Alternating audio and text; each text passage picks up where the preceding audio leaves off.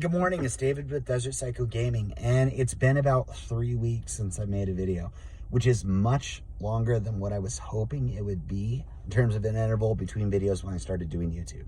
But it's been kind of chaotic. I got COVID a few weeks ago. One of my sons got COVID, and my daughter has COVID now. Not great, not ideal. I was laid up, and I took kind of a break from everything. What's interesting is I put up an away message on eBay and I had more sales while I had the away message up than I've had without, which was kind of unnerving, being laid up and quarantined in my room and knowing I have a progressively mounting amount of orders to fulfill. But I'm grateful that that happened. I've been out of work for about a week, so maybe it wasn't a full 3 weeks ago. It was. So not the week before last, but the week before I was out. And now, unfortunately, my daughter has COVID. So I'm taking care of a little tiny bit of business, and then I'm headed home to stay with her and my sons. So we're all kind of laid up, but it's a good opportunity to watch the markets. And there's a lot going on with trading cards, as well as just about everything else. So starting this conversation off, like I typically do, I'm just a random guy online. Right? And what I'm sharing are my opinions. What I'm opining on is directed towards no one in particular. And you always have to take any sort of blanket statement with a grain of salt. So taking what I'm saying and applying it blindly is just not doing your due diligence. And you should always do your due diligence. If you're talking about anything that involves money, and especially anything that involves investment, if you're talking about real estate, stocks, cryptocurrencies, trading cards, you always want to do some of your own research and not just blindly take what somebody is telling you you should do, because you're the only person who knows what is right for you. So a lot of stuff, like I said, is going on. You know, I'm not much of a YuGiOh person myself, but I'm seeing these Starlight rares pop up, and it's kind of mind-boggling. I feel like it's been kind of a massive gap in my trading card knowledge base. So personally, I'm going to be focusing a little bit more on learning a little bit more about YuGiOh, because it is the biggest card game in the world. It's not the biggest in the United States, but internationally, I believe it surpasses Magic the Gathering. So that's one thing. And if anybody has any comments or suggestions on where to start with YuGiOh, please let me know. I know my stuff with a lot of different card games, but I do not know anything about YuGiOh. But some of those prices are really impressive to me. And I don't know if sealed product, modern sealed, really retains its value. I've heard that YuGiOh tends to reprint a lot of cards, and I don't know if that relates to like vintage. But in modern, I heard that, like literal just reprints. I might be misinformed, but if I am, I mean, that's a dangerous combination, but it doesn't mean there's not opportunity there. There's a lot of people who swear by YuGiOh. So like I said, if you got any suggestions about that, where I can even start, please leave a message in the comments. So on to what I do know about Pokemon and Metazoo. I am not a Metazoo expert, but I have been investing in sealed product, and I've been buying singles and grading them. Something I've noticed that is really interesting is the first edition Cryptid Nation boxes have been kind of bouncing around a little bit between a lower support level and kind of a new resistance in the 600s. I bought my box a while ago, so it's up, but it's not as up as where it was. You know, a number of months ago, it was around $1,000, and it seems like it's having a hard time to get up there. And the single prices, especially the graded ones, they're not climbing too much either. They're worth more than what they've been ungraded, but the prices on the Mothmans are coming down. On the 10s, on the 9.5s, on the 9s, on most cards across the board. I think it's really interesting, and I have a theory about that. My theory is that Metazoo isn't big enough yet, with enough draw from a broader community of people to continue to move the prices. My theory is this microcosm of people who know and are interested in Metazoo, that those people, most of them, have probably bought the cards they want. They bought the cards they wanted, or they're concerned about the broader economy, but it's a smaller group of people, so there's not that many variety in terms of ebbs and flows and dynamics with purchasing and selling. So that's what I think is going on with Metazoo. If I'm right on that, then I'm glad I'm still buying, because I still think there's an enormous opportunity. What it's got to do is it's got to draw in a much larger demographic of people involved in the game, which I think they will over time. It's just naturally, by existing. If they continue to exist, more people are going to come. But as far as I know, there are plans to reach a broader audience, games and shows and things like that. That's things that have been said, but obviously our economy is changing a little bit. And when things start to really struggle, I think there'll be less motivation by studios and creatives externally and peripheral to Metazoo to be involved in riskier projects. And I think Metazoo might be considered a little bit of a risky project, unless they're entirely producing like a show by themselves, which I don't think they are. I think they would have a studio involved, and that could cause some delays with it. I'm still not concerned about it though. On the topic of Metazoo though, something that really surprised me is that the eBay boxes haven't moved as much in price. They're basically at the same. So in the primary market, I think they were $59.99. They sold out in a few hours. There's only a handful of thousands of these boxes, which makes them much more rare than the Kickstarter boxes. But they haven't moved that much yet, which I think is really interesting. And I think that ties back in to the smaller base of people involved in the game, because I was speculating that these boxes were going to be repeatedly traded up to a much higher price fairly quickly. And it didn't come out that long ago, to be fair, but there's still plenty available on eBay. You know, I picked one up recently. I wasn't involved in the initial purchase of it, but I got it for $104. And I'm not opening it. I'm not doing anything with it, but I'm letting it sit. Because I genuinely believe, you know, the eBay box, I think there's a good chance, right? There's no certainty with any of this, but I think there's a good chance of some price movement. Pokémon, it's been bouncing around like crazy. So in the primary market, a lot of the newer ETBs and products are coming down in price, which is a pretty good opportunity to get some. I'm a little bit surprised the Lance Charizard Celebrations box has been creeping up. Of all the modern Pokemon cards, it seems like, well, Celebrations obviously is a unique set, right? Just like generations before it. It's an anniversary set, and those sets generally perform really well.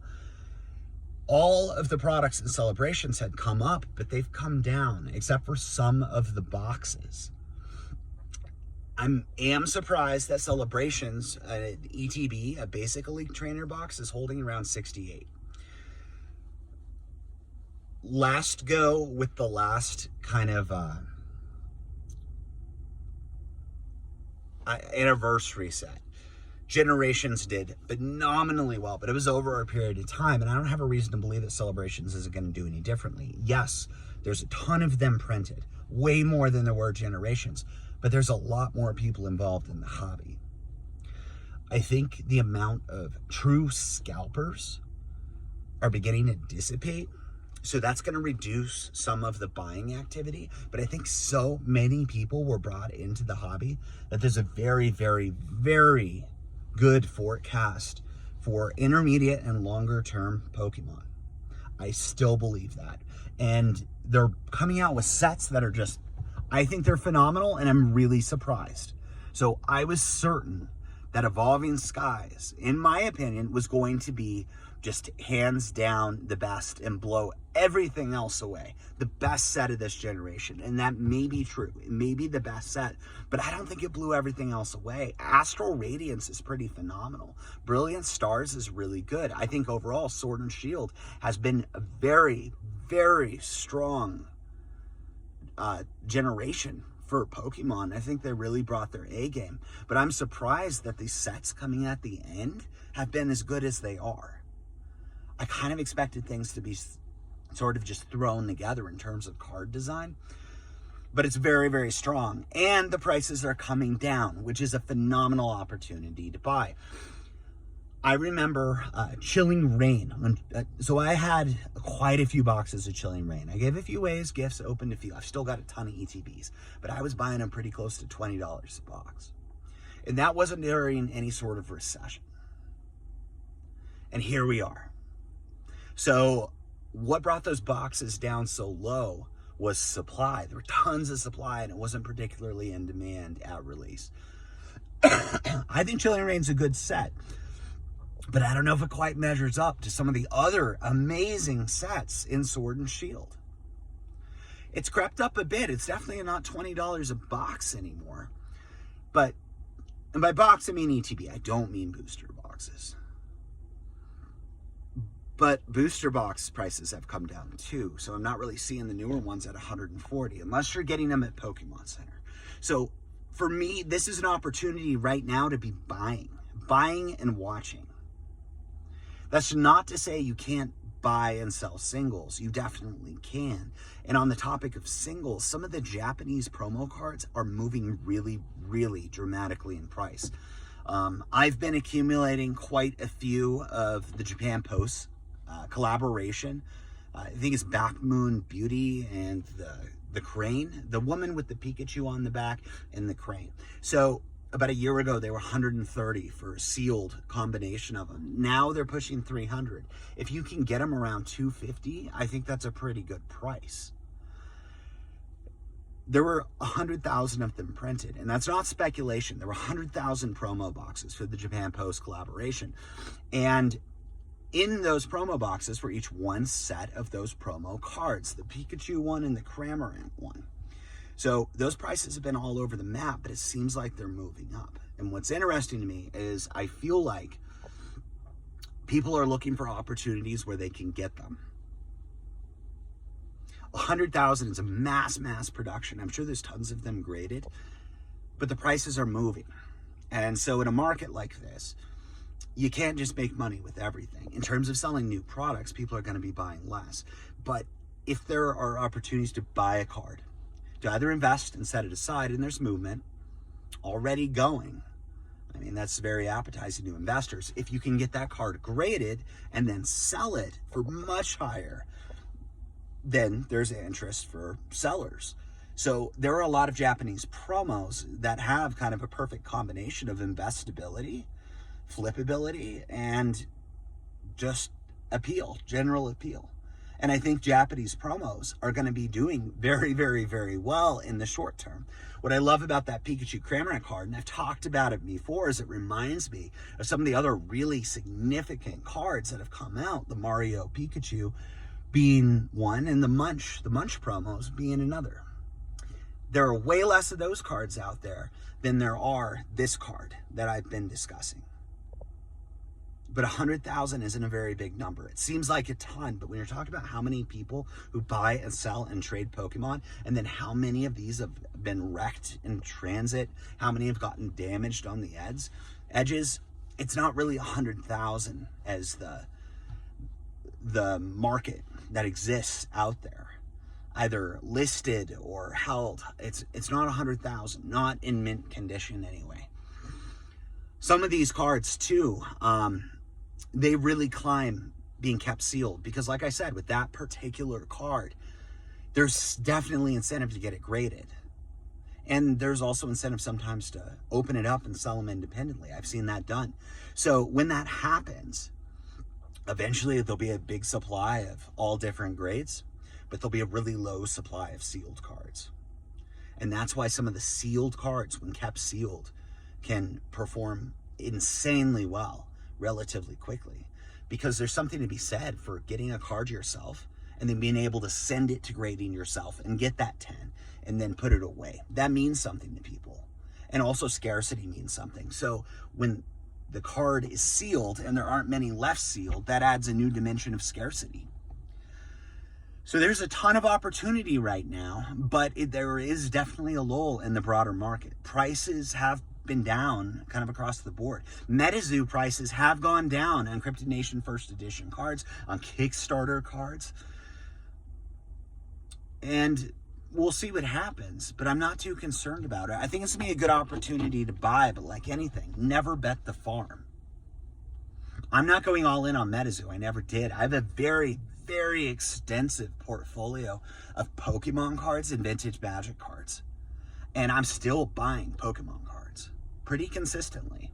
And I'm going to continue to do so because, like I just said, when you're investing, the most important thing is to do right by yourself in terms of your financial objectives and your own research. And mine is telling me I got to keep buying Pokemon products, got to keep stashing them, got to buy as much as I can. Metazoo is sick though. I love the cards. It's something new. The team behind it is exceedingly motivated to bring it fully into the mainstream, and I like the plans they have. So I'm confident that's going to do well, and if it doesn't, it's cool to have, right? But I think it's too soon. I think some people are getting freaked out because the prices are going down, but you got to realize how new this game is. And this is basically, it's only backpedal in prices. This is it. So we'll see how far it falls, but eventually it'll hit a support and it'll start to climb, or there'll be a catalyst and it'll explode. So anyway, this is what I think about what's going on right now, and it's kind of a longer video. I'd love to hear what you guys think about the trading card markets. So if you like my videos, this is an investment channel. I talk about collectible trading cards. Lately, it's been a lot of Metazoo. I talk sometimes about Magic the Gathering, and my expertise is in Pokemon. If you think it's interesting, please like and subscribe, share, spread the word. If you hate it, if you think it's dumb, if you think I've left something out, and who is this guy, and that's what you're thinking, and you want to say, who is this guy, then say it. I'd love to hear from everybody in the comments and see what they're thinking. You guys have a wonderful day, and I'll talk to you soon.